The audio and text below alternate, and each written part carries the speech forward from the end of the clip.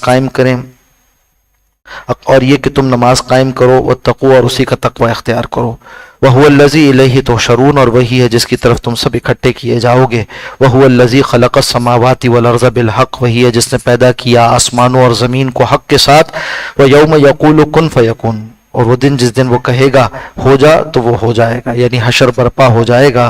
क़ौलुहुल हक़, उसका कहा हुआ हक़ है। वलहुल मुल्क, उसी की बादशाही होगी। यौम युनफ़ख़ु फ़िस्सूर, जिस दिन के फूका जाएगा सूर में। आलिमुल ग़ैबि व शहादा, जानने वाला है वो गैब का और शाहिद शहादा का यानी हाजिर का।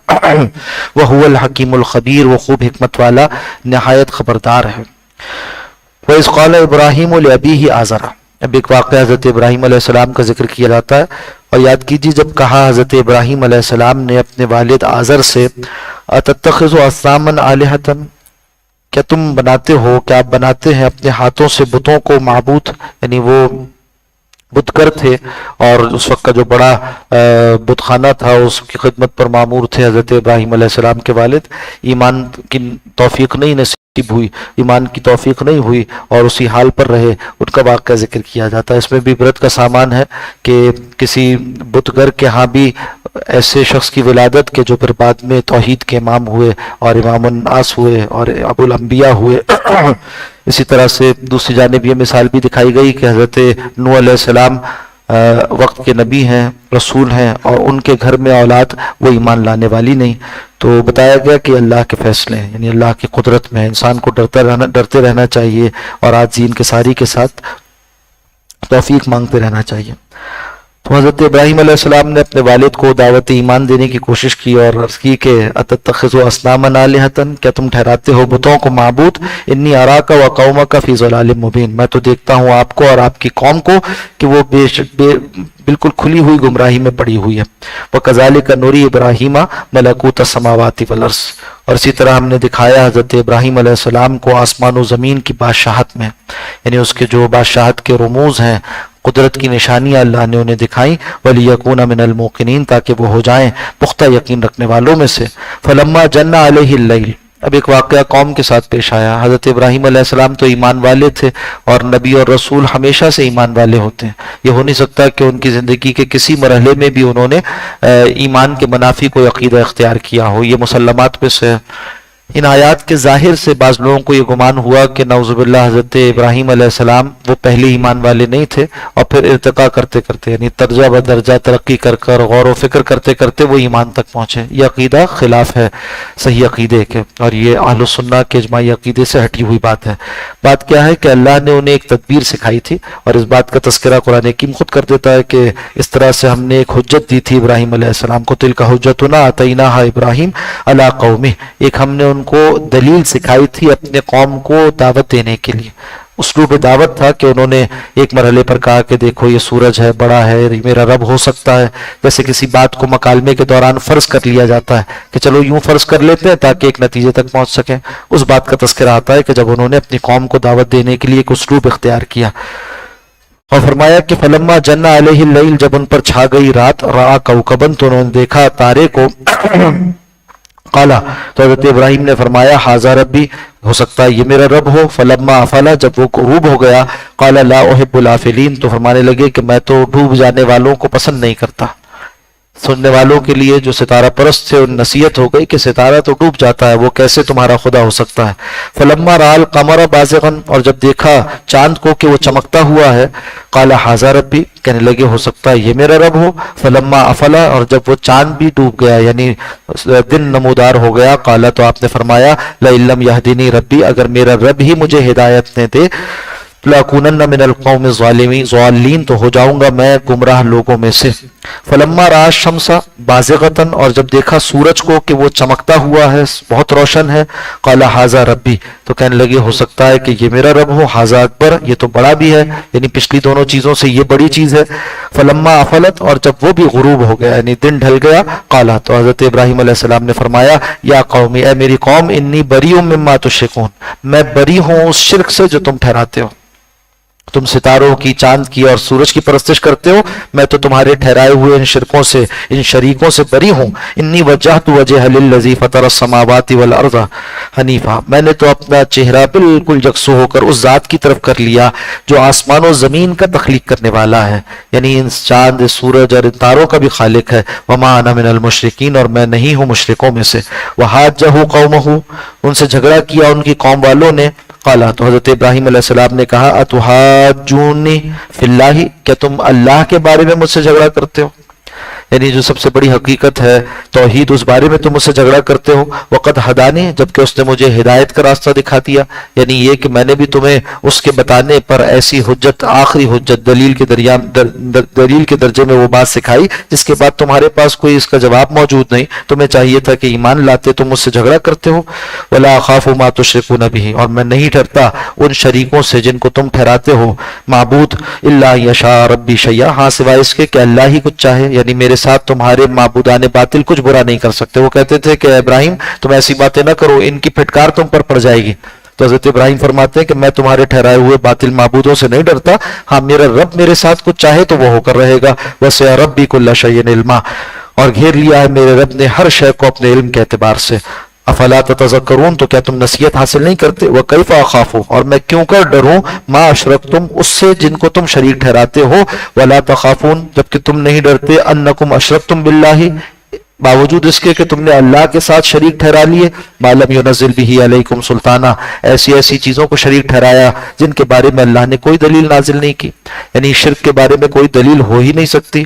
فأی الفریقین احق بالامن، اب ذرا غور کر کے ایک نتیجے تک پہنچو اور بتاؤ، فأی الفریقین، کون سا فریق، یعنی ایک توحید والا فریق ہے اور ایک شرک والا فریق ہے، احق بالامن، کون زیادہ امن کا حقدار ہے، کون ایمان میں صحیح ہے، کون صحیح ایمان کا حامل ہے، ان کنتم تعلمون، اگر تم جانتے ہو۔ یعنی دلائل عقلیہ اور دلائل نقلیہ سارے استعمال کر لو، اپنے مشاہدات کو بھی استعمال کر لو، اپنے تجربات کو بھی، اور جو خبر میں تمہارے پاس لے کر آیا ہوں وہی کی بنیاد پر اس کو سامنے رکھو اور بتاؤ کہ ان تمام دلائل کی روشنی میں کون سی بات مبنی برحق ہے، ایمان کس کا صحیح ہے۔ صحیح ایمان تو وہ ہے جو اللہ نے نازل فرمایا، الذین آمنوا، وہ لوگ جو ایمان لائے، ولم یلبسوا ایمانہم بظلم، اور انہوں نے خلط ملط نہیں کیا اپنے ایمان کو ظلم کے ساتھ۔ ظلم سے مراد کیا ہے؟ کوئی بھی گناہ کرنا اس میں شامل ہو سکتا تھا۔ تو صحابہ اکرام یہ آیت سن کر پریشان ہوئے، انہوں نے رسول اللہ صلی اللہ علیہ وسلم سے سوال کیا، بخاری کی روایت ہے کہ اینا لم یظلم نفسہ، یا رسول اللہ ہم میں سے کون ہے جس نے اپنے اوپر ظلم نہ کیا ہو کبھی، یعنی کوئی بھی گناہ نہ کیا ہو۔ تو آپ صلی اللہ علیہ وسلم نے پھر قرآن حکیم کی اس آیت کی شرح فرمائی سورہ لقمان سے کہ ان الشرک لظلم عظیم، کہ بے شک شرک تو ظلم عظیم ہے، یہاں مراد شرک ہے۔ فرمایا ولم یلبسوا، انہوں نے مخلوط نہیں کیا، ایمانہم، ملایا نہیں اپنے ایمان کو، بظلم، شرک کے ساتھ، اولئک لہم الامن، یہی وہ لوگ ہیں جو امن والے ہیں، وہم مہتدون، اور وہ ہدایت یافتہ۔ وَتِلْكَ حُجَّتُنَا، اور یہ ہماری طرف سے دلیل تھی، آتَيْنَاهَا ابراہیم، جو ہم نے ابراہیم علیہ السلام کو عطا کی تھی، عَلَىٰ قَوْمِهِ، ان کی قوم کے بالمقابل۔ یہاں سے واضح ہو گیا کہ وہ جو پورا مکالمہ تھا وہ اللہ کی طرف سے ایک دلیل کے طور پر سکھایا گیا تھا، نہ کہ حضرت ابراہیم علیہ السلام کے غور و فکر کے مختلف مراحل میں۔ جیسے کہ عرض کیا تھا کہ ایک فتنہ آج کل یہ بنا ہوا ہے کہ لوگ کہتے ہیں کہ جو ایمان حاصل ہے، یعنی پیدائشی طور پر مسلمانوں کے ہاں پیدا ہونے کی وجہ سے، یہ بڑی حقیر چیز ہے۔ اصل ایمان تو وہ ہے جو غور و فکر سے حاصل ہو۔ جیسے یہ فتنہ، اسی طرح یہ بھی ایک فتنہ ہے، وہ سمجھتے ہیں کہ ایمان جب تک غور و فکر کا نتیجہ نہ ہو اور وہ شعوری نہ ہو، ایک خاص معنی میں کہ فلسفیانات دلائل پر غور کر کر پھر وہاں تک نہ پہنچا جائے، اس وقت تک ایمان نہیں ہوتا۔ حالانکہ حقیقت یہ ہے کہ ایمان اصلاً تقلیدی ہوتا ہے، کہ جو حقائق ایمان ہیں ان کو تو کوئی فلسفے سے پہنچ ہی نہیں سکتا، کبھی نہیں پہنچ سکتا، غور و فکر سے ان تک پہنچ ہی نہیں سکتا۔ ہاں، صرف اتنا جان سکتا ہے غور و فکر سے کہ جو ذرائع غور و فکر مجھے دیے گئے وہ ناقص ہیں۔ عقل یہ پہچان سکتی ہے کہ وہ نارسا ہے، بس اس سے آگے عقل پہچان کچھ نہیں سکتی۔ اس سے آگے تو ایمان ہوتا ہی وہ ہے جو سمعی ہے، سنا جاتا ہے۔ انبیاء اکرام علیہ السلام کے بتائے ہوئے سے، خبر سے آئی ہوئی باتوں پر ایمان لایا جاتا ہے۔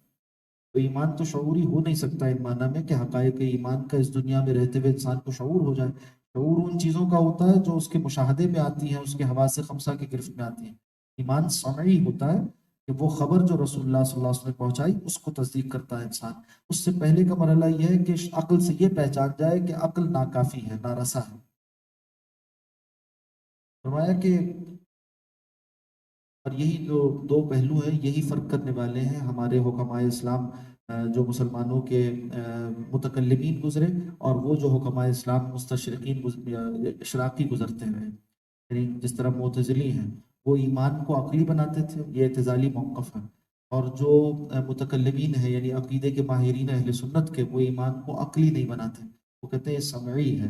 تو ایک ایسا نزع ہے، ایک ایسا اختلاف ہے جو تاریخ اسلام میں چلتا ہے، مگر بدقسمتی سے بعض لوگ اپنی یعنی خیر خواہی کے باوجود، نیک نیتی کے باوجود اس مسلمانوں کے پچھلے زمانے میں پائے جانے والے اس نزع سے ناواقف ہونے اور اس وقت کے مجرمین کے طریقے سے ناواقف ہونے کی وجہ سے آج اس بات کو مسلمانوں کے لیے اچھا بنا کر پیش کر رہے ہیں جسے کئی صدیوں پہلے رد کر دیا گیا. بتایا گیا کہ ایمان کا شعوری یا عقلی ہونا کوئی مطلوب بات نہیں. فرمایا کہ اولئک لهم الامن، یہی امن والے ہیں، وہم مہتدون اور یہ ہدایت یافتہ ہیں. وتلک حجتنا، اور یہ دلیل تھی ہماری طرف سے، آتیناھا ابراہیم، جو ہم نے ابراہیم کو عطا کی، علی قومہ، ان کے قوم کے بالمقابل. نرفع درجات من نشاء، ہم بلند کرتے ہیں درجات جس کے چاہتے ہیں. ان ربک حکیم حلیم، اور بے شک آپ کا رب بڑی حکمت والا، خوب جاننے والا ہے. ووہبنا لہ اسحاق و یعقوب، اور ہم نے عطا کیے ان کو اسحاق و یعقوب، یعنی اسحاق جیسی اولاد اور یعقوب جیسا پوتا. کلن ہدینا، ان سب کو ہم نے ہدایت سے سرفراز کیا تھا. ونوحا ہدینا، اور نوح علیہ السلام کو بھی ہم نے ہدایت سے سرفراز کیا تھا، من قبل، ان سے پہلے. ومن ذریتہ، اور حضرت ابراہیم علیہ السلام کی ذریت میں، اولاد میں، داؤد و سلیمان و ایوب و یوسف و موسیٰ و ہارون، یہ سب نبی بنائے گئے اپنے اپنے زمانے میں.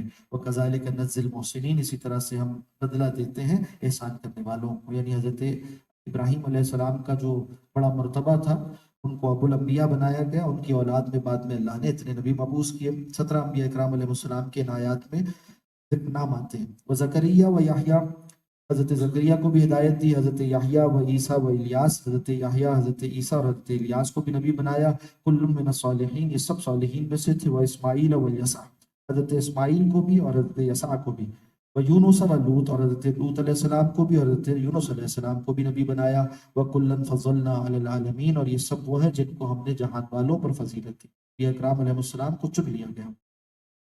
ومن آبائہم و ذریاتہم و اخوانہم، یہ آبا و اجداد میں سے تھے، کچھ ان کے آبا و اجداد میں سے تھے، کچھ ان کی اولاد میں سے تھے، اور کچھ ان کے بھائیوں میں سے تھے. یعنی ان سب کا آپس میں رشتہ اس طرح بنتا ہے. وَاجْتَبَيْنَاهُمْ، ہم نے انہیں چن لیا تھا. چن لینے سے مراد کیا ہے کہ خاص خاص چیزوں کو ایک جگہ کر لینا. انبیاء اکرام علیہ السلام کا ایک وصف یہ ہے کہ یہ مجتبی ہوتے ہیں، چنے ہوئے ہوتے ہیں، جیسے کہ رسول اللہ صلی اللہ علیہ وسلم کا نام بھی ہے کہ آپ چنے گئے. کبھی میں کہتے ہیں کہ جبیت الماء فی الحوض، میں نے پانی کو حوض میں جمع کر لیا. جمع کرنا کسی خاص چیز کا، تو انبیاء کو چن لیا یعنی منتخب کر لیا بقیہ نوع انسانی میں سے.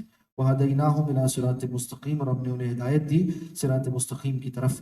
ذالک ھدی اللہ، یہ اللہ کی ہدایت ہے. یہدی بہ من یشاء، وہ ہدایت دیتا ہے اس کی بنیاد پر، اسی ہدایت کے راستے کی رہنمائی کرتا ہے جس کو چاہتا ہے، من عبادہ، اپنے بندوں میں سے. ولو اشرکوا، اور اگر وہ شرک کرتے، لحبط عنہم، ان سے بھی برباد ہو جاتے، ان سے بھی چلے جاتے دور، ان کے برباد ہو جاتے، ما کانوا یعملون، وہ اعمال جو کرتے تھے. یعنی انبیاء اکرام کا مقام و مرتبہ تو بہت بلند ہے اس بات سے کہ وہ شرک کرے. بتایا جا رہا ہے بعد والوں کے لیے کہ یہ تو اتنے بڑے لوگ تھے، ان سے تو بعید تھی یہ بات. اگر بفرض محال وہ بھی شرک اختیار کرتے تو ان کے اعمال برباد ہو جاتے. تم سوچو اگر تم شرک کو اختیار کرو تو تمہارا کیا انجام ہو. اولئک الذین آتیناہم، یہ وہ لوگ ہیں جن کو ہم نے دی الکتاب والحکم والنبوہ، کتاب، حکم اور نبوت. حکم کا معنی کیا ہے کہ کتاب کے احکامات کا صحیح فہم، حکمت سے سرفراز کیا، یا یہ کہ اس کو لوگوں کو کس طرح تلقین کرنا ہے یہ بھی سکھا دیا. من یکفر بہا ہؤلاء، اور اگر اس کا انکار کرتے یعنی اللہ کے نازل کردہ کا انکار کرتے یہ لوگ، فقط وکلنا بہا، یعنی یہ لوگ سے مراد کون ہے جو سامنے موجود ہے. آپ صلی اللہ علیہ وسلم کے اولین مخاطبین یعنی مشرکین مکہ. کہا جا رہا ہے کہ ان حقائق کا، ان ایمانیات کا، نازل کردہ کا اگر انکار کرے یہ لوگ یعنی مشرکین مکہ، فقط وکلنا بہا قوما، تو تحقیق ہم نے تیار کر رکھا ہے ایک اور قوم کو، لیسوا بہا بکافرین، جو ان جیسے نہیں ہوں گے، ان جیسا انکار کرنے والے نہیں ہوں گے. مراد کیا ہے کہ آپ صلی اللہ علیہ وسلم کو تقویت پہنچائی جائے گی مدینہ منورہ کے رہنے والے قبائل سے. ایک تفسیر یہ کی گئی. اولئک الذین ھدی اللہ، یہ وہ لوگ ہیں جن کو اللہ نے ہدایت عطا فرمائی. فبہداہ مقتدہ، تو چاہیے کہ ان کی ہدایت کی پیروی کرو، انہی کو اپنے لیے قدوہ بناؤ، اسوہ بناؤ. कुल कह दीजिए ला असलुकुम अलैहि अजरा, ए नबी सल्लल्लाहु अलैहि वसल्लम फरमा दीजिए कि मैं तो इस कार्य तबलीग पर तुमसे कोई अजर का मुतालबा नहीं करता। इन हुआ इल्ला ज़िक्रा लिल आलमीन, ये तो नसीहत है तमाम जहान वालों के लिए। वमा क़दरुल्लाह हक़्क़ क़द्री, और उन्होंने अल्लाह की कदर न पहचानी जैसा कि अल्लाह की कदर थी। इज़ क़ालू, जब उन्होंने कहा, मा अंज़लल्लाहु, कि नहीं नाजिल किया अल्लाह ने कुछ, अला बशर मिन शै, किसी भी बशर पर, यानी मानते थे हजरत इब्राहिम अलैहिस्सलाम को, हजरत इस्माइल को, फिर भी कह रहे हैं किसी बशर पर अल्लाह ने कुछ नाजिल नहीं किया। तो उन्हें कहा जा रहा है तुम कैसी बात कर रहे हो, तुमने तो अल्लाह की कदर न जानी, यानी जो कुछ अल्लाह ने तुम्हें दे रखा था, तुम्हें ये एजाज हासिल था कि तुम औलाद इब्राहिम में से हो, तुम जब ये कहते हो कि अल्लाह ने किसी बशर पर कुछ नाजिल नहीं किया, तो इसकी जद तो हजरत इब्राहिम पर भी पड़ती है, जरा ख्याल करो। कुल, इनसे सवाल कीजिए, मन अनज़ल किताब अल्लज़ी जा बिही मूसा, किसने नाजिल की थी वो किताब जो नाजिल थी हजरत मूसा, नूरा व हुदन, वो नूर थी और हिदायत थी, लिन्नास, लोगों के लिए। यहाँ जो ये सवाल किया गया इसका जवाब आगे जाकर फरमाया गया कुछ वक्फे के बाद के कुलिल्लाह, कह दीजिए अल्लाह ही ने नाजिल की थी। फिर फरमाया जिसको लेकर दरमियान में जुमला मोतरज़ा है कि हज़रत मूसा जो किताब लाए थे वो भी अल्लाह की तरफ से ही नाजिल करदा थी। यहूदियों को भी जवाब दिया जा रहा है कि अगर तुम इनकार करो इस बात का कि अल्लाह ने कुछ नाजिल नहीं किया, तो फिर मूसा पर तौरात किसने नाजिल की थी, और वो तौरात नूर थी और हिदायत थी लोगों के लिए। तजअलूनहु करातीसा, तुम उसे नकल करते हो किताबों में, और वर्क दर वर्क। एक माना ये किए गए कि जो तौरात तुम्हारे पास मौजूद है अल्लाह ने नाजिल की थी, उसको तुम भी तो नकल करते आए हो और कहते हो ये अल्लाह की किताब है। अगर अल्लाह ने कुछ नाजिल नहीं किया तो जिसको तुम नकल करते हो वो किताब कौन सी है। और दूसरे माना ये है कि तजअलूनहु करातीसा, तुम उसको टुकड़े टुकड़े कर देते हो, वर्क वर्क कर देते हो, एक वर्क को महफूज रखा एक को महफूज न रखा, या एक वर्क को जाहिर किया एक को छुपा लिया। तुब्दूनहा व तुख्फूना कसीरा, उसमें से जाहिर करते हो कुछ और आपको, व तुख्फूना कसीरा, और छुपा जाते हो बहुत से और। तुम कहते हो कुछ नाजिल नहीं हुआ, अल्लाह ने तौरात नाजिल की थी, और उसके साथ साथ उन्हीं पर इल्जाम धरा कि इस बात का कि तुम छुपाते हो उस किताब को, उस पर तहरीफ करते हो।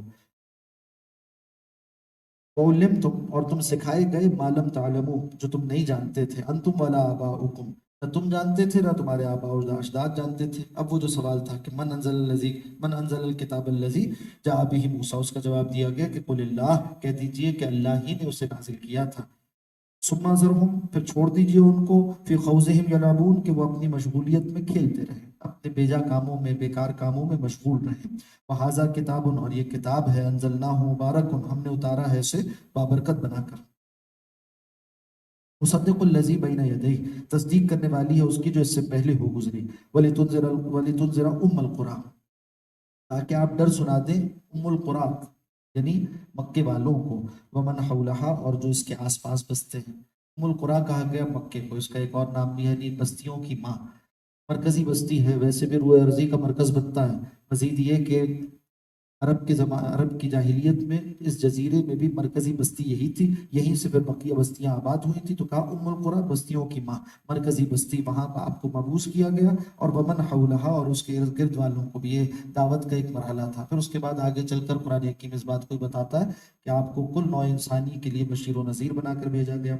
फरमाया वल्लज़ीना युमिनून बिल आखिरती, और वो लोग जो ईमान रखते हैं आखिरत पर, युमिनून बिही, वो इस कुरान पर पुख्ता ईमान रखने वाले हैं। वहुम अला सलातिहिम युहाफिज़ून, और अपनी नमाजों की खूब हिफाजत करने वाले हैं। वमन अज़लमु, उससे ज़्यादा जालिम कौन है, मिम्मन इफ्तरा अलल्लाहि कज़िबा, जो झूठ बांधे अल्लाह पर, औ काला, या कहे ऊहिया इलैया, कि मेरी जानिब वही की गई है, वलम यूहा इलैहि शैउन, जबकि उसकी जानिब कुछ वही नहीं किया गया। वमन काला, और जो ये कहे, सउनज़िलु मिस्ला मा अंज़लल्लाह, कि मैं भी उतारने वाला हूँ, मैं भी नाजिल करने वाला हूँ वैसा जैसे अल्लाह ने नाजिल किया। ये मुख्तलिफ शरीर लोगों के अक़वाल थे जो ऐसी बातें करते थे। बताया कि सब मुजरिम लोग हैं, और उनका अंजाम बद, उनकी मौत के वक्त क्या होगा वो बता दिया गया। वो कहता है, यानी बदमाश आदमी जो कुरान हकीम का मुकाबला करता है, जैसे बाज़ सरदारान कहते थे कि अगर मोहम्मद सल्लल्लाहु अलैहि वसल्लम पर वही नाजिल की गई, तो बाज़ जिन भी ऐसे हैं जो अपने मुत्तबे पर वही नाजिल करते हैं, नाउज़ुबिल्लाह। तो कहा कि वो कहता है कि मैं भी उतारूंगा जैसा कि उतारा अल्लाह ने, वला उतारा इस ज़ालिमूना, अगर आप देख लें, काश कि आप देख लें जालिमों को, फी गमरातिल मौत, जब ये मौत की सख्तियों में। हमरा कहते हैं उस पत्थर को जो जिससे पानी को तकसीम किया करते थे अरब, एक बड़े बर्तन में एक पत्थर रख देते थे और उस पर फिर पानी भरते थे। जैसे ही वो पत्थर डूब जाता था, कहते ये एक डोल भर दिया गया, फिर दूसरी जगह पानी नापने के लिए उसे रखते, चूंकि पानी वहां कलील होता था, तो कबाइल में पानी की तकसीम के लिए एक पत्थर होता था, पैमाना, उस पत्थर तक पानी भरते थे। قرآن حکیم نے بتایا کہ موت ایسی کیفیت ہے جس طرح پانی میں پتھر ڈوب جاتا ہے، ایسے تم اس موت کی کیفیت میں ڈوب جاؤ گے، اور ڈوبنے والا بے سہارا ہوتا ہے، ایسے ہی تم بھی بے سہارا ہوگے۔ ظالمون فی غمرات الموت، جب یہ موت کی سختیوں میں ڈوبے ہوئے ہوں گے، والملائکۃ باسطو، اور جب فرشتے ان کی طرف پھیلائے ہوئے ہوں گے، ایدیہم اپنے ہاتھوں کو، کہتے ہوں گے ان سے اخرجوا انفسکم، نکالو اپنی جانوں کو، الیوم تجزون عذاب الہون، آج کے تم دیے جاؤ گے ذلت کا عذاب، بما کنتم تقولون علی اللہ غیر الحق، بسبب اس کے کہ تم اللہ کی بابت ناحق باتیں کیا کرتے تھے، وکنتم عن آیاتہ تستکبرون، اور اللہ کی آیات کے بالمقابل تم تکبر کرتے تھے، ولقد جئتمونا، اور ان سے کہا جائے گا آ گئے نا تم ہمارے پاس، فرادا، اکیلے، بغیر مال و اسباب کے، بغیر اپنے عہدوں اور منصبوں کے، اور اسی طرح اپنے تمام تعلق داروں کو بھی دنیا میں چھوڑ آئے، نہ کوئی باپ بیٹے کو پہچان رہا ہے، نہ بیٹا باپ کو پہچان رہا ہے، نہ کوئی قریب والا اس کا ساتھ دینے کو ہے۔ وَلَقَدْ جِئْتُمُونَا فُرَادَا، آ گئے یقیناً تم ہمارے پاس اکیلے، کما خلقناکم اول مرہ، جیسے ہم نے تمہیں تخلیق کیا تھا پہلی مرتبہ۔ پہلی مرتبہ کی تخلیق سے مراد ہے عالم ارواح میں جب تخلیق کیا گیا، جب ان کے مابین کوئی انساب نہیں تھے، نہ کوئی کسی کا باپ تھا، نہ کوئی کسی کا بیٹا تھا، ارواح کو پیدا کیا گیا تھا چھوٹے چھوٹے ذرات کی صورت میں۔ پھر اس کے بعد جب دنیا میں وہ روح لا کر پھونکی جاتی ہے رحم مادر میں پیدا ہونے بننے والے جنین میں، تو وہاں سے پھر وہ ماں باپ اور رشتے ناتے بنتے ہیں۔ فرمایا جیسے تمہیں اکیلے پیدا کیا تھا پہلی مرتبہ، یعنی تمہاری روحوں کی تخلیق۔ یہاں سے یہ بھی معلوم ہوا کہ ارواح بھی اللہ کی مخلوق ہے۔ روح کو، انسانی روح کو اللہ سبحانہ و تعالیٰ کی ذات کے ساتھ متصل ماننا یا اس کا جز ماننا، یہ شرک اکبر ہے۔ ایسا شرک ہے جس کی بنیاد پر ایک شخص اسلام سے خارج ہو جاتا ہے۔ اللہ کی ذات کا کوئی جز انسان میں کسی مخلوق میں نہیں آ سکتا۔ اللہ بالکل علیحدہ ہے اپنی مخلوق سے، علیحدہ، بالکل علیحدہ، خالق علیحدہ ہے، مخلوق علیحدہ ہے، نہ وہ حلول کرتا ہے، نہ اس کا کوئی جز آتا ہے، ایسا کوئی عقیدہ رکھنا بالکل باطل ہے۔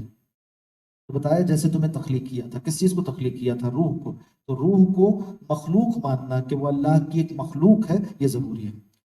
فرمایا کما خلقناکم اول مرہ وترکتم، اور تم چھوڑ آئے ما خولناکم، جو کچھ ہم نے لپیٹ دیا تھا، تمہیں دیا تھا، تمہارے ارد گرد لپیٹ دیا تھا، یعنی تمہیں متمتع کیا تھا اس سے، وراء ظہورکم، اپنی پیٹھوں کے پیچھے، یعنی دنیا میں چھوڑ آئے، رشتے ناتے، مال و اسباب، سب کچھ، عہدے۔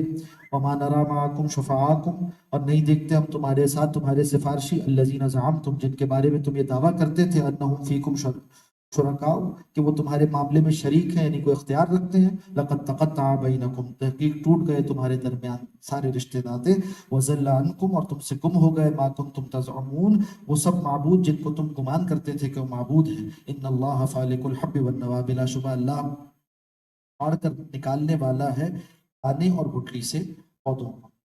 حب والنوى، حب کہتے ہیں دانے کو، اور نوا کہتے ہیں گٹلی کو، یعنی کھجور کی گٹلی کو پھاڑتا ہے، اس سے درخت برآمد کرتا ہے، دانے کو پھاڑتا ہے گندم کے اور اس سے پودا برآمد کرتا ہے۔ فالق الحب والنوى، اللہ ہی ہے جو جس زمین کی گہرائیوں سے دانوں کو پھاڑ کر اس سے درخت برآمد کرنے والا اور پودے برآمد کرنے والا ہے۔ یخرج الحی من المیت، وہ نکالتا ہے زندہ کو مردہ سے، وہ مخرج المیت من الحی، اور نکالنے والا ہے مردہ کو زندہ سے۔ ذالکم اللہ، یہ ہے تمہارا اللہ، ایسا ہے تمہارا اللہ، اتنا قادر مطلق ہے، اتنا زبردست خلاق ہے تمہارا اللہ۔ فَأَنَّىٰ تُؤْفَكُونَ، تو تم کہاں سے پھیرے جاتے ہو؟ فالق الاصباح، اور وہ نمودار کرنے والا ہے سپیدہ سحری کو، صبح کو بھی لے کر آتا ہے، نکال کر لانے والا، یعنی رات کی اندھیرے کی تہوں کو پھاڑ کر اس سے دن کی روشنی کو برآمد کرتا ہے۔ فالق الاصباح وجعل اللیل سکنا، اور وہی ہے جس نے بنا دیا رات کو سکون کا باعث، والشمس والقمر حسبانا، اور سورج اور چاند کو حساب کا ذریعہ بنا دیا۔ سورج کے ذریعے سے اوقات یومیہ ہم دیکھتے ہیں، نمازوں کے اوقات، والقمر، اور چاند کو حساب کا ذریعہ بنا دیا، اس کے ذریعے سے ہم اوقات شہریہ یعنی مہینے کے اعتبار سے عبادات کا حساب کرتے ہیں۔ ذالک تقدیر العزیز العلیم، یہ سب اندازہ ہے ایک نہایت غالب خوب علم والے کی طرف سے، یعنی مقرر کر دیا گیا۔ وَهُوَ الَّذِي جَعَلَ لَكُمُ النُّجُومَ، اور وہی ہے اللہ جس نے بنا دیا تمہارے لیے تاروں کو، ستارے رات میں جن سے راستہ دیکھتے ہو، لِتَهْتَدُوا بِهِ، تاکہ تم اس کے ذریعے سے راہ پالو، اپنے راستوں کو طے کر لو، فی ظلمات البر والبحر، خشکی اور تری کے اندھیروں میں، نیویگیشن کا ذریعہ بن جاتے ہیں، اس سے تم راستہ دیکھتے ہو۔ صحرا میں کوئی علامات نہیں ہوتی، رات کے وقت وہاں پر بھی ستارے تمہارے لیے رہنمائی کا ذریعہ بنتے ہیں، اور اسی طرح سے سمندر میں دور دور تک کوئی علامت نہیں ہوتی زمینی یعنی نیچے کی، تو آسمان سے تم راستہ دیکھ لیتے ہو۔ قد فصلنا الآیات، تحقیق ہم نے کھول کر بیان کر دی ہیں اپنی نشانیاں، لقوم یعلمون، ان لوگوں کے لیے جو علم رکھتے ہوں، یعنی علم کو فائدہ مند بنائیں اور سمجھیں اور ایمان لائیں۔ وَهُوَ الَّذِي أَنشَأَ، پھر یہاں تخلیق انسان کا واقعہ اوپر بتایا تھا جب روحوں کو تخلیق کیا، اب یہاں بتایا جا رہا ہے انسان کے جسم کو جب تخلیق کیا، دونوں اللہ کی مخلوق ہیں۔ وَهُوَ الَّذِي أَنشَأَكُم، وہی اللہ جس نے تمہیں پیدا کیا، من نفس واحدہ، ایک جان سے۔ فمستقر، تو پھر تمہارے لیے ایک قرار گاہ ہے، ومستودع، اور ایک تمہارے لیے جائے امانت ہے، یعنی کچھ عرصے کے لیے وہاں تمہیں رکھا جائے گا۔ قرار گاہ دنیا کو کہیں تو پھر اس کے بعد قبر میں کچھ دیر کے لیے رکھا جائے گا، پھر آخرت میں حاضر کیا جائے گا۔ اور اگر قرار گاہ کچھ دیر رحم مادر کو کہیں تو پھر دنیا وہ جگہ ہے جو جائے امانت، یہاں انسان کو رکھ دیا گیا۔ دونوں طرح سے تفسیر کی گئی۔ نفس واحدہ کیا ہے؟ حدیث مبارکہ میں بہت سی روایات ایسی موجود ہیں کہ انسان کی مٹی سے تخلیق کو بار بار واضح کیا جاتا ہے۔ حضرت انس رضی اللہ تعالیٰ راوی فرماتے ہیں کہ لما صبر اللہ آدم فی الجنہ، وہ جو ایک نفس سے پیدا کیا آدم کو، کیسے کہ جب اس کی صورت گری کر دی اللہ نے جنت میں، ترکہ ما شاء اللہ، تو اسے چھوڑ دیا اللہ نے جب تک اللہ نے چاہا، ان یترکہ، کہ اس کو اس کے حال پر چھوڑ دے۔ یہاں سے پتہ چلتا ہے کہ شیطان جو بعد میں عزازیل شیطان بننے والا تھا، اس کو کچھ نہ کچھ اختیار دیا گیا تھا، اور وہ جا کر وہاں دیکھ رہا تھا، فجعل ابلیس یطیف بہ، تو پھر ابلیس کو یہ اختیار دے دیا اللہ نے کہ وہ جا کر چکر لگائے آدم علیہ السلام کے اس پتلے کے باہر، اس کے ارد گرد، ینظر ما ہوا، اور دیکھے کہ وہ کیسا ہے۔ فلما رآہ اجوف، اور جب دیکھا ابلیس نے کہ حضرت آدم کا پیٹ درمیان سے خالی ہے، درمیان کا حصہ ایسا بنایا گیا ہے کہ اس میں پیٹ لگا ہوا ہے، عرف انہ خلق خلقا لا یتمالک، وہ جان گیا اس بات کو کہ یہ ایک ایسی تخلیق ہے، ایک ایسی مخلوق بنائی جا رہی ہے جو کمزور ہوگی، اپنے نفس پر بہت زیادہ قابو یافتہ نہ ہو سکے۔ اولاد آدم میں یہ صورت پائی جاتی ہے کہ اپنے بدن و فرج کے تقاضے کی وجہ سے شیطان انہیں پھر ورگلا لیتا ہے۔ تو شیطان نے تخلیق کے اس موقع پر دیکھ لیا تھا کہ انسان کے اندر یہاں سے گمراہی کے راستے پیدا ہو سکتے ہیں، اس طرح سے اس کو ورگلایا جا سکتا ہے۔ صحیح مسلم کتاب البر والصلاح کی روایت ہے، فرمایا کہ من نفس واحدہ، ایک جان سے پیدا کیا، فمستقر و مستودع، قد فصلنا الآیات، اسی طرح ہم کھول کر بیان کرتے ہیں، واضح کر کر بیان کرتے ہیں اپنی آیات کو، لقوم یفقہون، ان لوگوں کے لیے جو سمجھنا چاہیں۔ علم سے اگلا درجہ تفقہ ہے۔ کوئی کہتا ہے کہ میں نے کسی چیز کو پہچان لیا تو کہتا عرفت، جان لیا تو کہتا علمت، پھر سمجھ لیا تو کہتا فقہت، میں نے اس کو سمجھ لیا۔ تو فقہ کا مطلب یہ ہے کہ ایسا علم جو متعارض چیزوں سے، مخالف چیزوں سے بھی پاک ہو۔ اگر دو چیزیں ٹکراتی ہیں، اس میں کوئی کانٹرڈکشن ہے، تو اس تعارض کو دور کر کر ایک نتیجے تک پہنچ جانا۔ چنانچہ یہیں سے جو ہماری کہیے کہ علم فقہ ہے، اس کی صورت جو ہے وہ بھی واضح ہوتی ہے۔ علم فقہ کیا ہے؟ جس میں قرآن و سنت کے تمام دلائل کو سامنے رکھا گیا، اور اس میں اگر کہیں بظاہر تعارض نظر آتا تھا تو اس کو دور کیا گیا، یعنی زمانی ترتیب کے اعتبار سے کہ پہلے کیا نازل ہوا، بعد کیا نازل ہوا، پھر اس اعتبار سے کہ اس بارے میں فہم اللہ کے رسول صلی اللہ علیہ وسلم نے کیا فرمایا، صحابہ کا کیا فہم، اگر کہیں کوئی تعارض تھا اسے دور کر کر فقہاء نے حتمی صورت جو ہمارے سامنے رکھی۔ یہ ہے فقہ کی کیفیت، یعنی سمجھداری کی بات۔ وَهُوَ الَّذِي أَنزَلَ مِنَ السَّمَاءِ مَاءً، وہی اللہ جس نے نازل کیا آسمان سے پانی کو، فَأَخْرَجْنَا بِهِ، اور نکالا ہم نے اس کے ذریعے سے، نبات کل شیء، ہر چیز کی نبات کو، یعنی اس کی روئیدگی کو، اس میں سے نکلنے والے پھل اور پھولوں کو۔ فَأَخْرَجْنَا مِنْهُ خَضْرًا، اور اس سے ہم نے سبزہ بھی اگایا، نُخْرِجُ مِنْهُ حَبًّا، اور اس سے ہم نکالتے ہیں دانے، متراکباً، جو باہم جڑے ہوئے ہوتے ہیں ایک کے اوپر دوسرے۔ کسی بھی خوشے کو آپ دیکھیں، اگر کھجور کے خوشے کو یا گندم کے خوشے کو، تو ایک دانہ دوسرے دانے کے اوپر ہوتا ہے، متراکب ہونے کی کیفیت ہے۔ وَمِنَ النَّخْلِ، اور اسی طرح کھجوروں میں، مِن طَلْعِہَا، اس کے شگوفے بنائے، جس میں وہ کھجور لگتا ہے، اس کا شگوفہ ہے جسے گابا کہا جاتا ہے۔ قنوان دانیۃ، گچھے ہوتے ہیں ان کے جھکے ہوئے، جب پھل آتا ہے تو وہ جھک جاتے ہیں۔ قنوان دانیۃ، یہ سب اللہ کی قدرت کی نشانیاں ہیں۔ وجنات، اور ایسے باغات بھی بنائے، من عناب، انگوروں کے، والزیتون، اور زیتون کے، والرمان، اور انار کے، متشابہن، جو ملتے جلتے ہیں، یعنی ان کے پتے ملتے جلتے ہیں، ایک ہی طرح کا درخت ہے یا ایک ہی طرح کی بیل ہے، اس کے پتے ملتے جلتے ہیں۔ وہ غیر متشابہن، اور بعض چیزیں اس کی غیر متشابہ ہیں، یعنی ملتی جلتی نہیں ہیں، یعنی اس میں لگنے والے پھل وہ الگ الگ ہیں، ان کے ذائقے الگ الگ ہیں۔ انظروا، ذرا دیکھو تو، اذا انظروا الی ثمرہ، دیکھو اس کے پھل کی جانب، اذا اثمر وینعہ، کہ جب وہ پھل لاتا ہے اور جب اس کا پھل پک جاتا ہے، وینعہ اس کا پک جانا، جب پھل آتا ہے تب بھی ایک خوبصورت کیفیت پیدا ہوتی ہے، اگر کوئی اسے دیکھے تو وہ بھی اللہ کی قدرت کی ایک نشانی ہے۔ عجیب و غریب رنگ ہوتے ہیں پھلوں کے اور پھولوں کے جب وہ لگتے ہیں، ابتداءً ان کی کلی پیدا ہوتی ہے، اور جب وہ پک جاتے ہیں تو اس میں خاص طرح کی خوشبو اور خاص طرح کی مٹھاس پیدا ہو جاتی ہے، خاص طرح کا رنگ پیدا ہو جاتا ہے، بے رنگ مٹی سے، بے رنگ پانی سے، اور بغیر خوشبو اور بغیر ذائقے کی پانی اور مٹی سے اللہ کیسے کیسے رنگ اور کیسے کیسے خوشبوؤں پیدا کرتے ہیں۔ ان فی ذالکم، بے شک ان سب چیزوں میں، لآیات لقوم یؤمنون، نشانیاں ان لوگوں کے لیے جو ایمان لاتے ہیں۔ وجعلوا للہ شرکاء الجن، اور دیکھو دوسری طرف ان مشرکین کا حال کیا ہے کہ انہوں نے ٹھہرا لیا اللہ کے ساتھ جنوں کو بھی شریک۔ ایسے تھے جو کہا کرتے تھے کہ جن بھی اختیارات کے حامل ہیں ان کو اپنا دیوتا مان لیتے تھے۔ وخلقہم، جبکہ حال یہ ہے کہ اللہ ہی نے ان جنوں کو بھی تخلیق کیا ہے، اللہ ہی ان کا بھی خالق ہے، تو اللہ کی مخلوق میں سے ایک کو یہ اس کا شریک ٹھہراتے ہیں۔ وخرقوا لہ بنینا، اور ٹھہراتے ہیں اللہ کے لیے بیٹے، و بناتن، اور بیٹیاں، بغیر علم، بغیر کسی علم کے، سبحانہ وہ پاک ہے، وتعالی اور بلند و بالا ہے، اما یصفون، ان تمام اوصاف سے جو یہ بیان کرتے ہیں۔ مشرکین جو غلط اوصاف بیان کرتے ہیں اللہ کے، ان سے اللہ پاک ہے۔ بدیع السماوات والارض، وہی موجد ہے آسمان و زمین، کچھ نہ ہونے سے تخلیق کرنے والا ہے آسمانوں اور زمین کو۔ انا یوفقون، پھر کس طرح سے، انا یکون لہ ولد، کیسے ہو سکتی ہے اس کے ہاں کوئی اولاد، یعنی جب وہ آسمان و زمین کا اکیلا خالق ہے تو کسی کا محتاج نہیں، تو کیسے ہو سکتی ہے اس کے ہاں کوئی اولاد۔ ولم تکن لہ صاحبہ، جبکہ اس کے ہاں کوئی بیوی نہیں، یعنی تم جس طرح سمجھتے ہو کہ بیوی ہو تو پھر اولاد ہوتی ہے، تو تم نے عجیب، ویسے تو اولاد کا عقیدہ ہی غلط تھا، مگر ذرا غور کرو تمہارا یہ غلط عقیدہ بھی ایک غلط بنیاد پر کھڑا ہوا ہے۔ تمہارے نزدیک تو بیوی ضروری ہے اولاد کے لیے، تو تم نے بیوی تو تجویز نہیں کی اللہ کے لیے، اولاد تجویز کر دی، عجیب بات ہے۔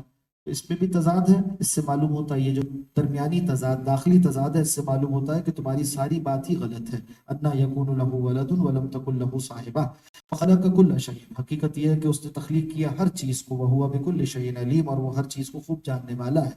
ذالکم اللہ ربکم، یہ ہے اللہ تمہارا رب، لا الہ الا ہوا، کوئی معبود نہیں سوائے اس کے، خالق کل شیء، وہ ہر چیز کا خالق ہے، فاعبدوہ، سو اسی کی بندگی کرو، وہو علی کل شیء وکیل، اور ہر شے پر خوب نگہبان ہے۔ لا تدرکہ الابصار، اس کا احاطہ نہیں کر سکتی نگاہیں، یعنی مخلوق اسے دیکھ نہیں سکتی، وہو یدرک الابصار، جبکہ وہ نگاہوں کو پا لیتا ہے، یعنی انسان کی نگاہ کیا خیانت کرتی ہے، کیا دیکھتی ہے، کس نظر سے دیکھتی ہے، اللہ جانتا ہے۔ اچھا، مخلوق کی نگاہ اس کا احاطہ نہیں کر سکتی سے مراد کیا ہے؟ یہ ترجمہ تو درست ہوگا کہ اس کا احاطہ نہیں کر سکتی، تو احاطہ نہ دنیا میں کر سکتی ہے نہ آخرت میں کر سکتی ہے۔ مگر اگر ترجمہ یہ کریں کہ لا تدرکہ الابصار، کہ مخلوق کی نگاہیں اسے نہیں دیکھ سکتی، تو پھر یہ دنیا کے اعتبار سے درست ہے کہ دنیا میں اس جسم و جان میں رہتے ہوئے اللہ کو ہم نہیں دیکھ سکتے اپنی آنکھوں سے، مگر آخرت کے اعتبار سے اہل السنہ کا یہ عقیدہ ہے کہ اللہ سبحانہ و تعالیٰ یہ قدرت عطا فرمائیں گے اور ایک نعمت عطا فرمائیں گے اہل جنت کو کہ وہ اللہ کو دیکھتے ہوں۔ معتزلہ نے اس کا انکار کیا، جو گمراہ فرقہ گزرا مسلمانوں میں، کہتے تھے کہ نہ آخرت میں دیکھ سکتے ہیں نہ دنیا میں، اور اس آیت سے استدلال کرتے تھے۔ ہمارے بزرگوں نے ترجمہ کیا کہ لا تدرکہ الابصار، احاطہ نہیں کر سکتی انسان کی آنکھیں اس کا، تو دونوں معنی میں درست ہو گیا، دنیا و آخرت۔ ورنہ عقیدہ اپنی جگہ یہ ہے کہ دنیا میں ہم نہیں دیکھ سکتے اللہ کو، ممکن نہیں ہے ہماری محدودیت کی وجہ سے، ورنہ آخرت میں اللہ سبحانہ و تعالیٰ اپنا دیدار کروائیں گے۔ اور حدیث مبارکہ میں مصدر کی روایت ہے، تفصیل آتی ہے کہ جب اہل جنت جنت میں داخل ہو جائیں گے اور اہل جہنم کو جہنم رسید کر دیا جائے گا، تو اللہ سبحانہ و تعالیٰ پھر کلام کریں گے اہل جنت سے اور سوال کریں گے کہ اے اہل جنت، تمہارا ایک وعدہ ہے جس کو میں پورا کرنا چاہتا ہوں۔ تو اہل جنت کہیں گے ما ھذا الموعد، یہ کون سا وعدہ ہے؟ الم یبیض وجوہنا، کیا ہمارے چہرے روشن نہیں کر دیے گئے؟ ویثقل میزاننا، ہمارے اعمال کے وزن بھر دیے گئے، بڑھا دیے گئے؟ کیسے نہیں ہو گیا؟ یہی تو وعدے تھے، ہم جنت داخل کر دیے گئے اور جہنم سے بچا دیے گئے۔ پھر فیرفع الحجاب، حجاب اٹھایا جائے گا، فینظرون الی وجہ اللہ عز وجل، پھر وہ اہل جنت اللہ کے رخ روشن کو دیکھتے ہیں۔ اور فرمایا کہ فما اوتوا شیئا احب الیہ من النظر الیہ، اہل جنت کو کوئی نعمت اس سے زیادہ محبوب نہیں ہوگی کہ وہ اللہ کی طرف دیکھیں۔ اہل جنت کا اس کے لیے یہ نعمت کا اس بات کرنا کہ وہ اللہ کو دیکھیں گے، یہ احادیث مبارکہ سے ثابت ہے۔ وهو اللطيف الخبير، اللہ بڑا باریک بھی جا بصائر، اور یقین تمہارے پاس آ گئے بصائر میں طرف سے فمن ابصر فلنفسی، جس کسی نے بصیرت سے کام لیا، غور و فکر سے کام لیا، تو اس کا یہ دیکھنا، غور و فکر کرنا اسی کے لیے فائدہ مند ہوا۔ ومن عمیا، اور جو کوئی اندھا پڑا، اس نے اپنی نگاہوں سے نصیحت اخذ نہیں کی، عبرت نہیں دیکھی، فعلیہا، تو اس کا وبال اسی پر ہو کر رہے گا۔ وما انا علیکم بحفیظ، اور میں تم پر کوئی محافظ بنا کر نہیں بھیجا گیا۔ وکذالک نصرف الآیات، اسی طرح ہم پھیر پھیر کر بیان کرتے ہیں آیات کو، ولیقولوا درستہ، تاکہ یعنی اس کا نتیجہ کیا نکلتا ہے؟ یہ لام ضرورت کا ہے، یعنی نتیجہ یہ نکلے گا کہ مشرکین یہ کہنے لگ جائیں گے درستہ، کہ آپ نے تو پڑھ لیا ہے کسی سے۔ وہ کہتے تھے آپ صلی اللہ علیہ وسلم کے بارے میں کہ انہوں نے کسی سے یہ حاصل کیا ہے، وہی تملا علیہ بکرۃ واسیلا، صبح و شام یہ قرآن حکیم کوئی ان پر املا کرتا ہے، اور وہاں سے سن کے آتے ہیں اور ہمیں بیان کر دیتے ہیں۔ یہ اعتراض کریں گے مشرک لوگ، یعنی قرآن حکیم میں آیات پھیر کر بیان کی جا رہی ہیں، بار بار مشرکین اس پر اعتراض کر رہے ہیں، حالانکہ ان کے لیے ایمان کا سامان تھا۔ اب سوال یہ پیدا ہوتا ہے، یعنی کتنا بے عقل اعتراض تھا ان کا کہ کوئی اور ان کو املا کراتا ہے۔ بھئی ایسی صلاحیت کا آدمی جو ایسا قرآن تصنیف کر سکتا ہو، وہ خود چھپ کر رہے اور کسی اور کو دے دے، ایسا کیسے ہو سکتا ہے؟ اچھا ذرا بتاؤ کہ کون ہے ایسی صلاحیت کا جو ایسے حکمت کے علم کے باتیں تمہارے لیے واضح کر سکتا ہو؟ تو پورے جزیرہ نما میں تم کسی کو نہیں دکھا سکتے، تو کس کی طرف نسبت کرتے ہو؟ ایک لوہار کی طرف نسبت کرتے تھے کہ وہ یہ باتیں کر سکتا ہے، وہ اجمی غلام ہے، وہ انہوں نے چھپا کر رکھا ہوا ہے، وہ یہ باتیں انہیں سکھاتا ہے۔ تو کہاں ہے وہ؟ ذرا اسے لے آؤ اور اس سے پوچھ لو کہ یہ باتیں اسے معلوم ہیں۔ تو ایسی بے عقل باتیں مشرکین کرتے تھے۔ قرآن حکیم کہہ رہا ہے کہ یہ سب کچھ سننے کے باوجود، تصریف آیات کے حکیمانہ اسلوب کے باوجود یہ کہیں گے کہ انہوں نے کہیں سے پڑھ لیا ہے، کسی سے سیکھ لیا ہے۔ وَلِنُبَيِّنَهُ لِقَوْمٍ يَعْلَمُونَ، یہ اگلا ٹکڑا اہل ایمان سے متعلق ہے کہ ہم تو یہ قرآن تصریف کے ساتھ اس لیے بیان کرتے ہیں تاکہ واضح کر دے اسے ان لوگوں کے لیے جو ایمان والے ہیں، یعنی علم رکھتے ہیں، ایمان والے ہیں۔ اتبع ما اوحی الیک، آپ پیروی کیجئے اس کی جو آپ کی جانب وحی کی جاتی ہے، من ربک، آپ کے رب کی طرف سے، لا الہ الا ہوا، کوئی معبود حقیقی نہیں اس کے علاوہ، وعارض عن المشرکین، اور اعراض کیجئے مشرکین سے، منہ پھیر لیجئے ان سے، ولو شاء اللہ، اور اگر اللہ چاہتا، ما اشرکوا، تو یہ سب شرک نہ کرتے، وما جعلناک علیہم حفیظا، اور ہم نے نہیں بنایا آپ کو ان پر کوئی محافظ، وما انت علیہم بوکیل، اور آپ نہیں ہیں ان کے ذمہ دار، ولا تسبوا الذین یدعون من دون اللہ، اے مسلمانوں تم گالی نہ دو ان کو جن کو پکارتے ہیں مشرک اللہ کو چھوڑ کر، یعنی ان کے معبودان باطل، ان کے بت اور ان کی دیوی دیوتاؤں کے تصورات۔ حالانکہ گالی دینا یا برا کہنا ان کو جائز ہے، اس لیے کہ وہ تو برے ہیں، مگر یہاں ایک اسلوب سکھایا جا رہا ہے کہ کوئی ایسا کام جو مسلمانوں کے لیے نقصان کا ذریعہ ہو، اگر فی نفسہ ہی جائز بھی ہو تو اسے ترک کر دیا جائے، آگے جا کر کسی فساد سے دوچار کرتا ہو۔ تو بتایا کہ وَلَا تَسُبُّوا الَّذِينَ يَدْعُونَ مِن دُونِ اللَّهِ فَيَسُبُّوا اللَّهَ عَدْوًا بِغَيْرِ عِلْمٍ، تم اگر ان کے معبودان باطل کو برا کہو گے تو پلٹ کر یہ تمہارے معبود حقیقی اللہ کو برا بھلا کہیں گے، اور کیا ہوگا؟ اس طرح تم ذریعہ بن جاؤ گے اللہ سبحانہ و تعالیٰ کی شان میں توہین کا۔ تو اگر کہیں ایسا اندیشہ ہو مسلمانوں کو کہ کفار جو ہے مذاق اڑائیں گے، تو وہاں جا کر قرآن سنانا یا وہاں جا کر کوئی دین کی بات کرنا وہ درست نہیں ہے۔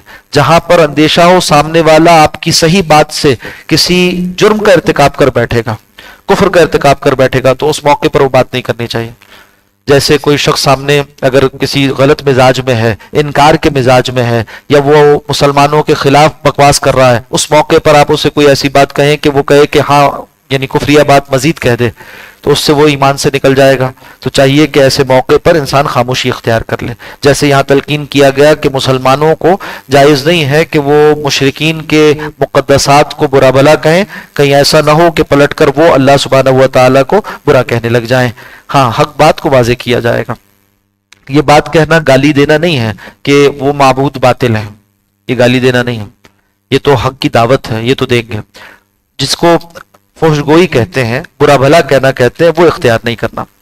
کذالک، اسی طرح سے، زینا لکل امت، ہم نے مزین کر دیا ہر امت کے لیے عملہم ان کے عمل کو. یعنی بعض ایسے لوگ ہیں جو برے اعمال میں پڑے ہوئے مگر اللہ نے مہلت دی شیطان کو کہ وہ ان کو مزین کر کر دکھائے. ثم الی ربہم مرجعہم پھر ان کے رب ہی کی طرف ہم سب کو واپس لوٹنا ہے. فینبئہم پھر انہیں باخبر کر دے گا بما کانوا یعملون وہ سب کچھ جو عمل کرتے تھے. واقسموا باللہ جہد ایمانہم اور انہوں نے پختہ کی اپنی قسموں کے ذریعے سے انہوں نے پختہ کیا اپنی قسموں کو اللہ کے نام کے ذریعے سے اور کہتے ہیں لئن جاءتہم آیۃ اگر آپ لے آئے ان کے پاس کوئی نشانی سے مراد مخصوص نشانی یعنی جس کا وہ مطالبہ کر رہے ہیں جیسی نشانی یعنی حسی علامات بڑے حسی معجزات لیؤمنن بہا تو وہ لازماً اس پر ایمان لے آئیں گے. قل کہہ دیجئے انما الآیات عند اللہ کہ بے شک آیات یعنی معجزات کا نازل کرنا اس کا اختیار تو اللہ کے پاس ہے. وما یشعرکم اور تمہیں کیا ہوا اے مسلمانوں سے کہا جا رہا ہے انہا اذا جاءت کہ اگر آ بھی جائے وہ نشانی لا یؤمنون تو یہ ایمان نہیں لائیں گے. تم کیا سمجھتے ہو یہ جو مطالبہ کر رہے ہیں اس پر دے دیا جائے تو ایمان لائیں گے؟ ہرگز نہیں. ان سے پہلے والے بھی ایسے ہی تھے. پچھلی قومیں جو گزر چکی انہوں نے مطالبہ کیا اور جب نشانی دکھا دی گئی تو وہ انکار کرنے والے ہو گئے. انہی پر ان کو قیاس کر لو. تو معلوم ہوا کہ یہ جو قیاس کرنا ہے یہ بھی ایک شرعی اسلوب ہے. قرآن حکیم یہاں جو پورا اسلوب اختیار کر رہا ہے جو استدلال کر رہا ہے وہ قیاس کا استدلال ہے. اسی کو قیاس کہتے ہیں کہ ایک شے پر دوسری شے کو سمجھ لیا جائے, ایک شے پر قیاس کر لیا جائے دوسری شے کو. یہ شریعت میں فقہ اسلامی کا ایک ماخذ ہے, ایک اسلوب ہے, استدلال کا ایک طریقہ ہے. اور یہاں پر بھی مشرکین کے رویے پر پچھلے مشرکین کے رویے پر موجودہ مشرکین کے رویوں کو قیاس کیا جا رہا ہے. وَنُقَلِّبُ أَفْئِدَتَهُمْ اور ہم پھیر دیتے ہیں ان کے دلوں کو وَأَبْصَارَهُمْ اور ان کی آنکھوں کو كَمَا لَمْ يُؤْمِنُوا بِهِ أَوَّلَ مَرَّةٍ اس گناہ کی پاداش میں کہ وہ ایمان نہیں لائے پہلی مرتبہ. تو اللہ نے انہیں ایمان کے لیے مہلت دی تھی, ایمان نہ لائے تو اللہ نے مہر کر دی. وَنَذَرُهُمْ اور ہم انہیں چھوڑ دیں گے فِي طُغْيَانِهِمْ يَعْمَهُونَ ان کی سرکشی میں کہ وہ سرگرداں پھرتے رہیں. یہاں پر 7ویں پارے کا اختتام ہوا, 8ویں پارے کا آغاز ہوتا ہے. فرمایا وَلَوْ أَنَّنَا نَزَّلْنَا إِلَيْهِمُ الْمَلَائِكَةَ اگر ایسا ہو بلا شبہ کہ ہم نازل کر دیں ان کی طرف فرشتے, وَكَلَّمَهُمُ الْمَوْتَى اور ان سے کلام کرنے لگ جائیں مردے. یہ مطالبے وہ کر رہے تھے کہ ہمارے پرانے جو بوڑھے گزر گئے دنیا سے ان کو ذرا زندہ کر دیجئے. عمر بن لوہی کا تذکرہ کرتے تھے کہ وہ پرانا ہمارا ایک بابا تھا اور بڑا تھا, اس کو ہمارے قبائل میں بڑا مقام حاصل تھا, تو اس کو آپ زندہ کر کے لے آئیے اور وہ ہمیں بتا دے کہ آپ کا دین برحق ہے تو ہم مان لیں گے. وَحَشَرْنَا عَلَيْهِمْ كُلَّ شَيْءٍ قُبُلًا اور ہم اکٹھا کر دیں وہ ساری چیزیں جن کا یہ مطالبہ کرتے ہیں ان کے سامنے. مَا كَانُوا لِيُؤْمِنُوا تو پھر بھی یہ ایمان لانے والے نہیں ہوں گے. إِلَّا أَن يَشَاءَ اللَّهُ سوائے اس کے کہ اللہ چاہے. وَلَكِنَّ أَكْثَرَهُمْ يَجْهَلُونَ لیکن ان کی اکثریت کا حال یہ ہے کہ وہ جہالت سے کام لیتے ہیں. وَكَذَلِكَ جَعَلْنَا لِكُلِّ نَبِيٍّ عَدُوًّا اسی طرح سے ہم نے بنا دیے تھے ہر نبی کے لیے دشمن. شیاطین الانس وہ کس میں سے تھے؟ انسانوں میں سے جو شیاطین تھے یعنی سرکش لوگ وہ بھی, والجن اور جنات میں سے بھی. شیاطین کہتے ہیں سرکشوں کو, حد سے بڑے ہووں کو. تو انسانوں میں سے بھی جو سرغنا تھے اور جنوں میں سے بھی جو ان کے مخالف ہو جایا کرتے تھے. یوحی بعضهم الی بعض وہ ایک دوسرے کی طرف پوشیدہ پیغام پہنچاتے تھے. زخرف القول غرورا ملمہ کی ہوئی بات, کھڑی ہوئی بات, اور اس کے اوپر جو ہے وہ رنگ و روغن کیا گیا تھا ایسی بات تاکہ دھوکے میں ڈالتے ہیں. غرورا دھوکے میں ڈالنے کے لیے. جیسے لوہے کے اوپر سونے کا پانی چڑھا دیا جائے اس کو کہتے ہیں ملمہ کرنا. تو یہ زخرف ہے یعنی ایسی بات جس کو ملمہ کیا گیا تھا. ہوتا کیا ہے بتایا جا رہا ہے کہ جو شیاطین جن ہے نا وہ اپنے دوستوں کو جو انسانوں میں سے ہیں ان کو بعض باتیں سکھاتے ہیں, طرح طرح کے وساوس پیدا کرتے ہیں. اور اسی کی بنیاد پر شرک کا ایک آغاز ہوا دنیا میں, اسی کی بنیاد پر گناہوں کا آغاز ہوتا ہے. اور جب وقت کے نبی دعوت لے کر آتے ہیں تو اس کے خلاف یہ دونوں کھڑے ہو جاتے ہیں, شیاطین جن بھی اور شیاطین انس بھی. اور اس طرح سے وہ مل کر ایک مخالفت کا ماحول پیدا کرتے ہیں. اور کیا کرتے ہیں لوگوں کو برگلانے کے لیے ملمہ کی ہوئی باتیں, طرح طرح کے اعتراضات پیش کرتے ہیں. وَلَوْ شَاءَ رَبُّكَ اور اگر آپ کا رب چاہتا مَا فَعَلُوهُ تو وہ یہ کام نہ کرتے, یعنی اس کی قدرت ہی ان کو نہ ہوتی. فَذَرْهُمْ تو انہیں چھوڑ دیجیے. وَمَا يَفْتَرُونَ اس کو بھی جو کچھ یہ جھوٹ باندھتے ہیں. وَلِتَصْغَىٰ إِلَيْهِ وہ اس لیے کرتے ہیں تاکہ مائل ہو جائیں اس جھوٹ کی طرف. أَفْئِدَةُ الَّذِينَ لَا يُؤْمِنُونَ بِالْآخِرَةِ ان لوگوں کے دل جو آخرت پر ایمان نہیں رکھتے. کافروں کو کفر کے طریقے پر مطمئن رکھنے کے لیے وہ ملمہ سازی کرتے ہیں. وَلِيَرْضَوْهُ تاکہ وہ اس ملمہ کے ذریعے, اس جھوٹ کی بات کے ذریعے, اس بنائی ہوئی بات کے ذریعے سے لوگوں کو راضی کر لیں. وَلِيَقْتَرِفُوا اور تاکہ وہ اس برے کام میں لگے رہیں ما ہم مقترفون جس میں وہ لگے ہوئے ہیں. افغیر اللہ ابغی حکمن کیا میں اللہ کو چھوڑ کر کسی اور کو اپنے لیے حاکم بناؤں. وَهُوَ الَّذِي وہ تو وہ ذات ہے انزل الیکم الکتاب مفصلا جس نے نازل کی تمہاری جانب کتاب بالکل وضاحت کے ساتھ. ایک معنی یہ کیے گئے اور یہ جو مفصلہ ہے اس کو حال مانا گیا کتاب کا کہ تمہاری طرف نازل کی اس نے هُوَ الَّذِي أَنزَلَ إِلَيْكُمُ الْكِتَابَ مُفَصَّلًا ایسی کتاب نازل کی گئی جس کی تفصیل کی گئی ہے.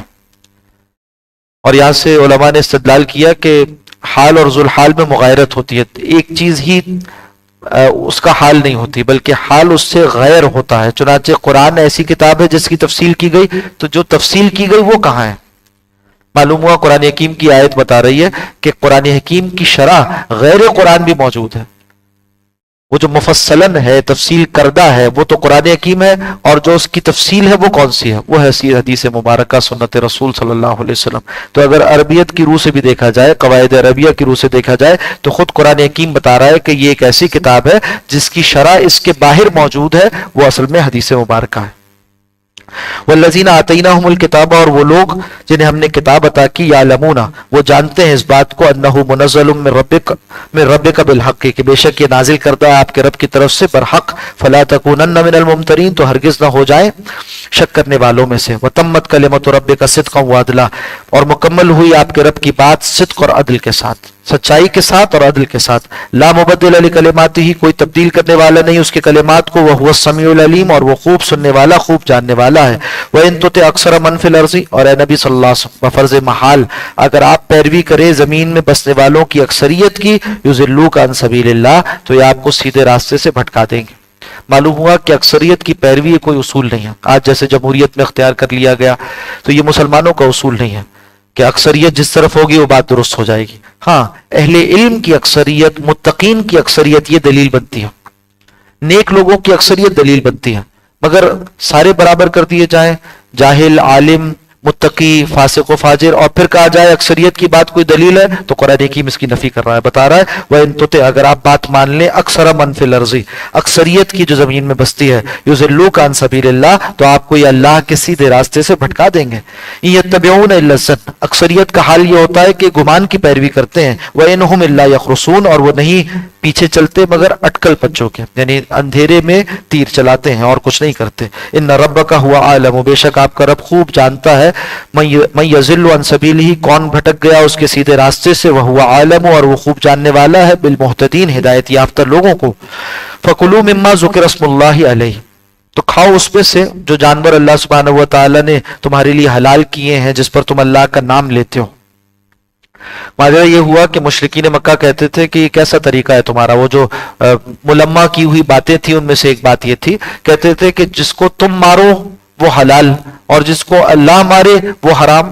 یعنی اپنی موت جو جانور مر جائے مردار ہو جائے اس کو کہتے ہو حرام ہے تو کہتے ہیں اس کو تو اللہ نے مارا ہے اور جس کو تم مارو یعنی ذبح کرو ذبیحہ کرو تو وہ حلال. تو بتایا جا رہا ہے کہ ان کے اس ملمہ کی ہوئی باتوں میں اس میں تو کوئی حقیقت نہیں کوئی حیثیت نہیں کوئی منطقی بات بھی نہیں. دوسری بات یہ ہے کہ اصل دلیل تو یہ ہے کہ اللہ نے کس کو حلال کیا کس کو حرام کیا. جس کو اللہ نے مارا اس کو اللہ نے حرام کہہ دیا مردار کہہ دیا تو حرام ہے اور جس کو اللہ کے حکم سے تم نے ذبح کیا وہ حلال ہو گیا. تو اصل شے تو اللہ کا حکم ہے. فکلو تو کھاؤ اس میں سے مما ذکر اسم اللہ علیہ ان جانوروں کو جن پر تم اللہ کا نام لیتے ہو. ان کنتم بآیاتہ مومنین اگر تم اس کی آیات پر ایمان رکھنے والے ہو.